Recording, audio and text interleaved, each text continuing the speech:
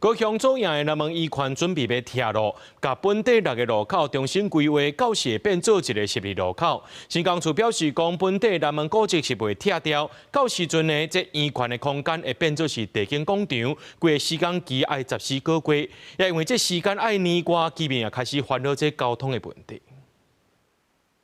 高雄左营南门医院拢总共6个路口，过去是为着要保护旧城门做的，已经60多年。不过，即卖四科连登的社区快速发展，人多车多，6个路口的车红灯上过复杂。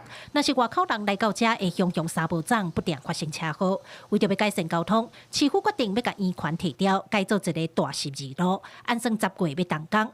但因为工期要14个月，可能烦恼交通会愈乱。2个学校都在放学上学。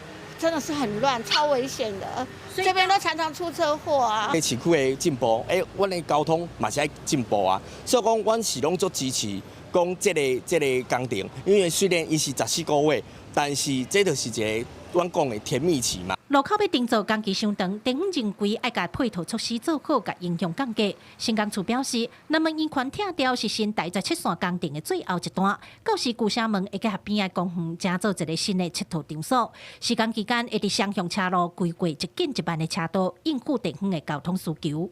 施工阶段的交通维持以4阶段原则布设，且每一阶施工交维阶段。